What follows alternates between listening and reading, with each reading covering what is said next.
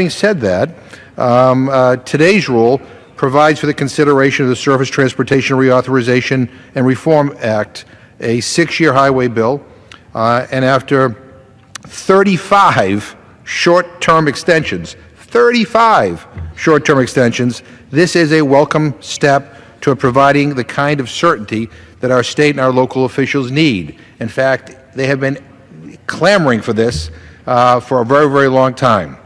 Of the 284 amendments submitted to the Rules Committee for consideration, the rule we're talking about right now makes an order 29.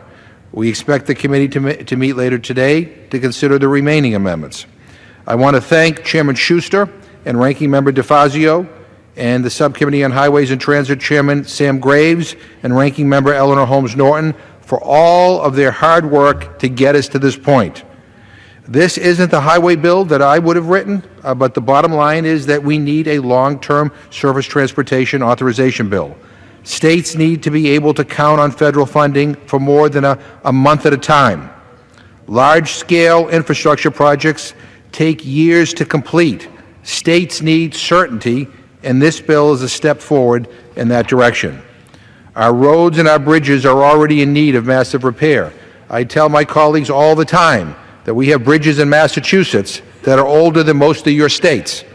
The underlying bill provides $325 billion in contract authority from the Highway Trust Fund over 6 years for highway, transit, and safety programs. It would allow for automatic adjustments if more money comes into the Highway Trust Fund. And I'm pleased to see that among the provisions in this bill is a reauthorization of the Export-Import Bank, which is the same language that the House passed with strong bipartisan support last week, notwithstanding the fact that we had to use a discharge petition because the way this place operates, the will of the majority was not respected. But we should vote against any amendments, any and all amendments that would jeopardize this provision. Not only will a long-term highway bill help our economy, but it will create and sustain thousands of American jobs, particularly in the construction and manufacturing industries that were hardest hit by the Great Recession. But in all candor, I can't say that I'm enamored with everything in this bill. I wish that it provided more robust funding levels. I'm sorry to see that we're continuing to use guarantee fees as a pay-for on an unrelated transportation bill. G fees should be used to protect taxpayers from mortgage losses, not as an offset on a highway bill. I also have serious concerns about the use of private debt collection as an offset in this bill.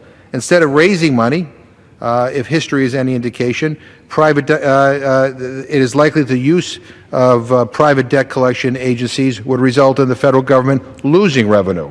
And we know that because that's happened in the past.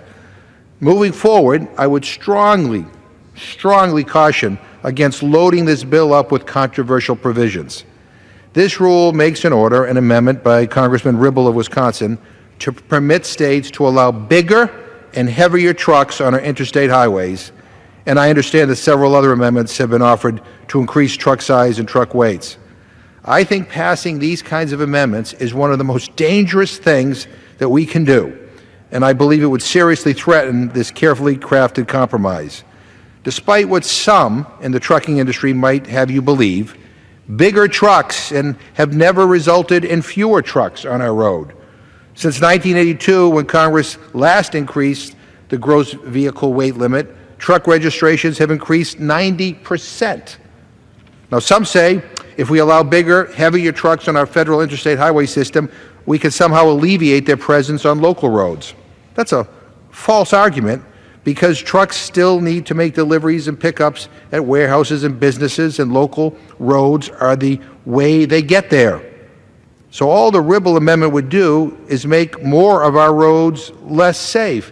And by the way, on the interstate highway system, these bigger and heavier trucks can drive faster, thereby endangering more and more of others who are driving on these highways. Bigger truck crashes kill nearly 4,000 people every year. And the reality is that most of those fatalities are those in passenger vehicles, not the trucker.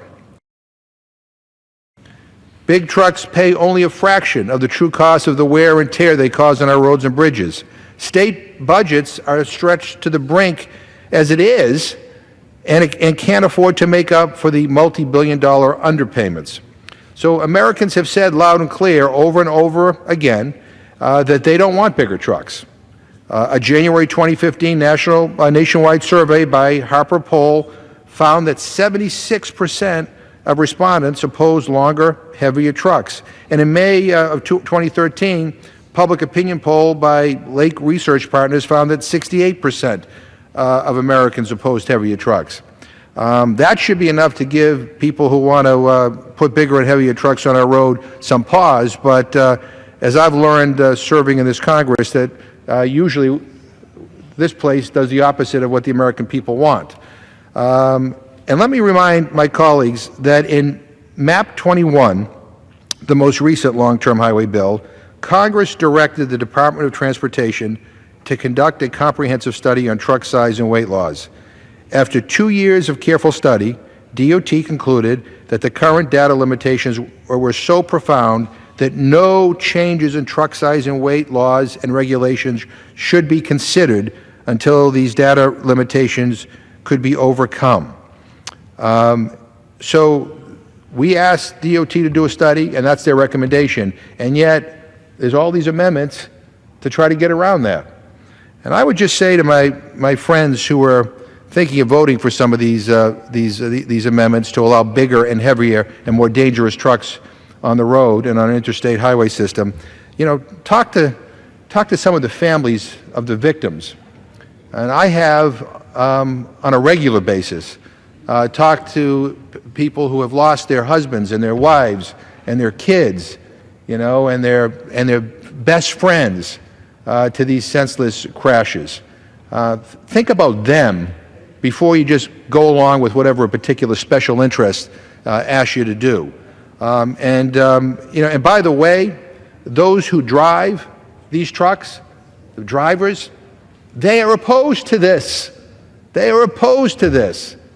And yet here we are with an attempt to try to kind of make our roads less safe. So loading this bill up with all kinds of exemptions to truck size and weight laws, I think would be a huge mistake and would jeopardize the passage of the underlying bill. I urge my colleagues to reject the Ribble Amendment and all these other amendments that may be made in order to put bigger and heavier and more dangerous trucks on the road. And with that, I reserve the balance of my time.